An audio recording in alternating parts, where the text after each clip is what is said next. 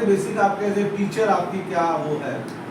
देखिए एजुकेशन जो अगर आप लोगों ने पढ़ा होगा, न्यू नेशनल एजुकेशन पॉलिसी 2020 आई है, हम लोग उसमें थे, हमने उसमें बहुत बड़ा वर्कशॉप कराया जामिया में नेशनल लेवल का, मैं उसका कोऑर्डिनेटर था। तो आप लोगों को नेशनल एजुकेशन पॉलिसी 2020 के हाइलाइट्स मालूम होने चाहिए। उसमें जो रिकमेंडेशन है, एज ऑफ स्कूलिंग कब से शुरू हो रही है वो मालूम होना चाहिए।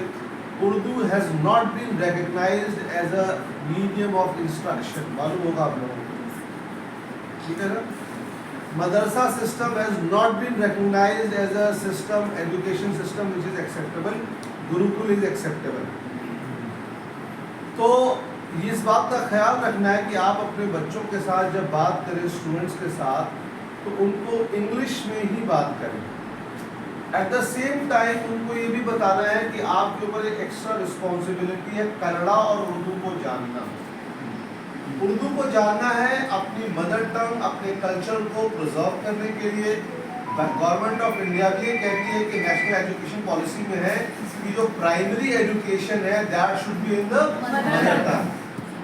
तो उनका मदर टंग इतना अच्छा हो कि आगे चलकर, you never know, after 20 years the political party which comes into power, it lays down a rule that you will give job only to those people who can speak and write Kannada.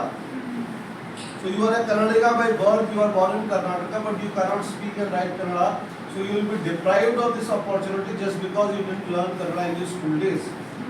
तो आपको इस बात का भी ख्याल रखना है कि आपका बच्चा या बच्ची जो यहाँ पढ़ रहा है या पढ़ रही है वो कन्नड़ा जाने, अच्छा कन्नड़ा जाने, कन्नड़ा में बात कर सके, कन्नड़ा में एप्लीकेशन लिखना हो तो वो एप्लीकेशन लिख सके, किसी पुलिस ऑफिसर या रिपोर्टर के साथ बोलना हो तो वो कन्नड़ा में बोल सके।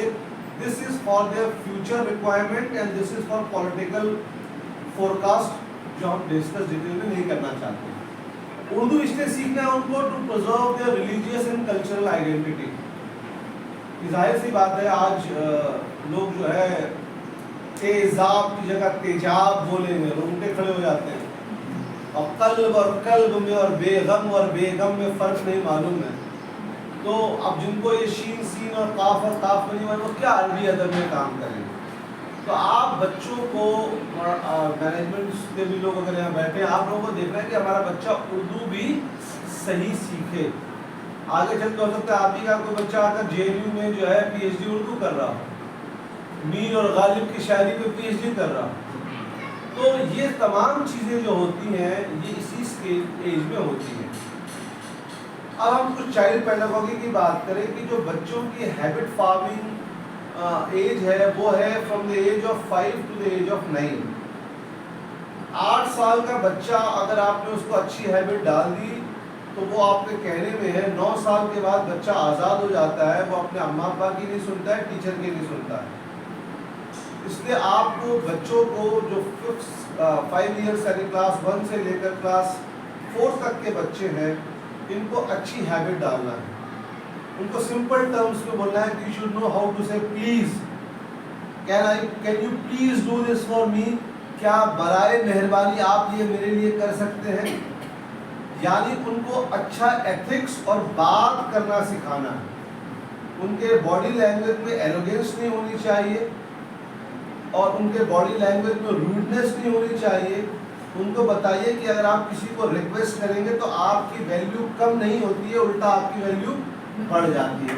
इसके लिए अगर हो सके तो आपको कभी वीकली या बाई वीकली कोई क्लास लेनी पड़े तो वो क्लास लीजिए। अब एक चीज़ जो बता देता हूँ आपको, बच्चों को बताना है, start investing in your self. बच्चों को बताना है व्हाट डज इट मीन। उनको बताना है कि अगर आप व्हाट्सएप पे ज़्यादा टाइम बिता रहे हो तो आप अपने में इन्वेस्ट नहीं कर रहे हो।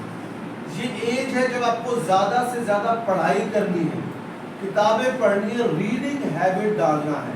उनको बताना है difference between knowledge and information.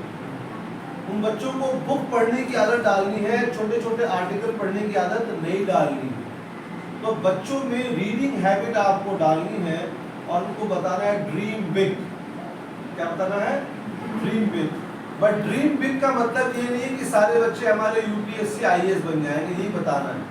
तो उनको बताइए भाई आगे चलकर आप एक बहुत बड़े एंटरप्रेन्योर बन सकते हैं।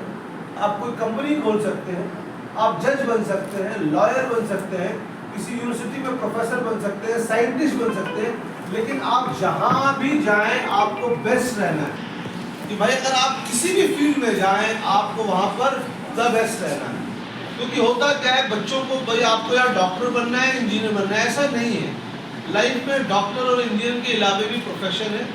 ऐसे ऐसे सुप्रीम कोर्ट के जजेस मौजूद हैं इंडिया में जो अपने एक हियरिंग का 10 लाख लेते हैं, एक हियरिंग का। तो कितने डॉक्टर इंजीनियर को जेब में लेके घूमते होंगे वो लोग। तो आपको याद रखिए, जो न्यू एजुकेशन पॉलिसी में 2 चीज़ों पे बहुत ज़्यादा एम्फसाइज किया गया है, एक है लैंग्वेज और दूसरा है कंप्यूटर्स। क्योंकि आप सब टीचर से आपको मालूम हो, कुछ बच्चे ऐसे होते हैं वो मैथ्स में कमज़ोर होते हैं, वो सोशल साइंस में बहुत अच्छे होंगे, है ना, साइंस में अच्छे होंगे, लेकिन मैथ्स में वो कमज़ोर होंगे। बीइंग अ डॉक्टर में आपको बताता हूँ, it is a mental disability. किसी बच्चे का किसी खास सब्जेक्ट में कमज़ोर होना, हमारे पास ऐसे पेरेंट्स आते हैं अपने बच्चों को लेकर क्लिनिक में कि वो मैथ्स में कमज़ोर है। Not it is a genetic problem जो एज ए टीचर आपके स्कोप से बाहर है। उसके लिए आपको उसको पेरेंट्स को बताना पड़ेगा, take this child to a counsellor, to a psychiatrist and they will look after it. लेकिन एज ए टीचर आपकी रिस्पॉन्सिबिलिटी है टू पिन पॉइंट कि किस बच्चे की क्या तकलीफ है, क्या वो एक हमारे स्टूडेंट है, हमारे अंडर ग्रेजुएट स्टूडेंट, उसकी प्रॉब्लम क्या है, very good at speaking, number 1 prize मिला उसको डिबेट में, लेकिन वो लिख नहीं सकता है, उसको राइटिंग डिसेबिलिटी एक प्रॉब्लम होती है, वो है। तो एज ए टीचर आपकी ये रिस्पॉन्सिबिलिटी है कि आप बच्चों के ऊपर पर्सनल अटेंशन दें, किस बच्चे को क्या प्रॉब्लम है। Every child is a unique child, याद रखिएगा, ये आप लोगों को मालूम होगा। ऐसा नहीं है कि सारे बच्चे एक जैसे होते हैं। तो उन बच्चों को पेरेंट्स में उनको बताना है कि आपके बच्चे में ये पॉजिटिव चीज़ है, ये नेगेटिव चीज़ है। जो नेगेटिव चीज़ होगा आप तुरंत हम सजेस्ट कर रहे हैं कि आप किसी काउंसलर या साइकियाट्रिस्ट से मिल लीजिए। लेकिन as a teacher first point जो है बच्चों को ऑब्जर्व करने का वो आपका है। दूसरा, आपको बच्चे के बिहेवियर और इमोशंस में भी बहुत ज़्यादा देखना है। आज दिल्ली के तमाम बड़े स्कूल में चाइल्ड काउंसलर्स रखे गए हैं, जितने बड़े स्कूल हैं, क्वालिफिकेशन पीजी होना चाहिए। वो बच्चों के टिफिन तक को देखते हैं, लंच को भी चेक करते हैं। अगर एक बच्चा डेली ब्रेड और ऑमलेट ला रहा है, डेली 15 डेज, आपको उसके बच्चे को माँ को फोन करना है, भाई बच्चा ऐसा नहीं होता है। दैट मीन्स उनके घर में प्रॉब्लम है, आपको देखना पड़ेगा क्या माँ उसकी वर्किंग वूमेन है या घर में कुछ दूसरा प्रॉब्लम है, क्या उसका खाना हर रोज भिंडी सब्जी, एग्जाम्पल दे रहा हूँ मैं।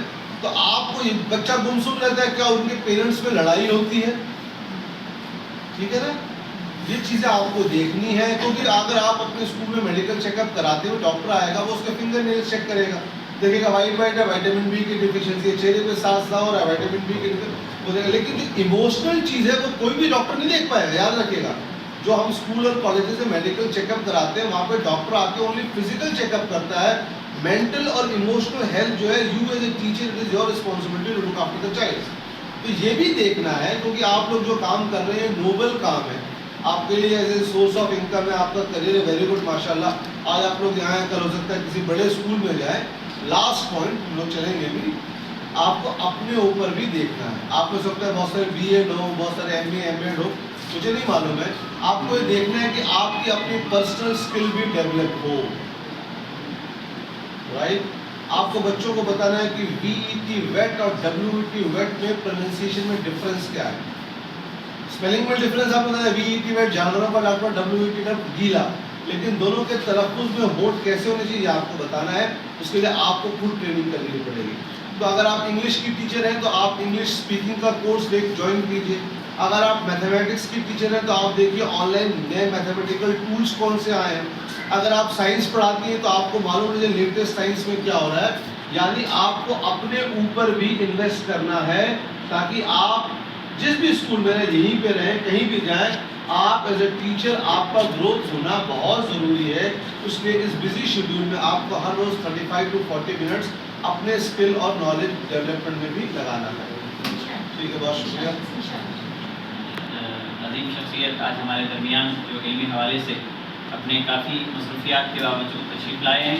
मैं मैनेजमेंट की जानिब से और बिलखुसूस इस स्कूल के जो प्रेसिडेंट हैं मोहतरम जनाब मंसूर जलेबी साहब उनके लिए हम पर तशरीफ़ फरमा है, मोहतरम आसमा बेगम साहिबा और हमारे सदर मौलिमा नाजिया बेगम साहिबा, तमाम टीचर्स की जानिब से, हमारी जानिब से हम आपका शुक्रिया अदा करते हैं कि आप अपना कीमती न सिर्फ कीमती वक्त बल्कि कीमती अल्फाज आपने हमारे गोशे गुजार फरमाए।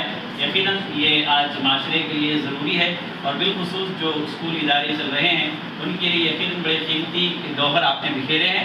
उम्मीद करता हूँ कि इस तरह आप जब भी हम आपको जहमत देंगे आप हमारी दावत पर तशरीफ़ लाएँगे।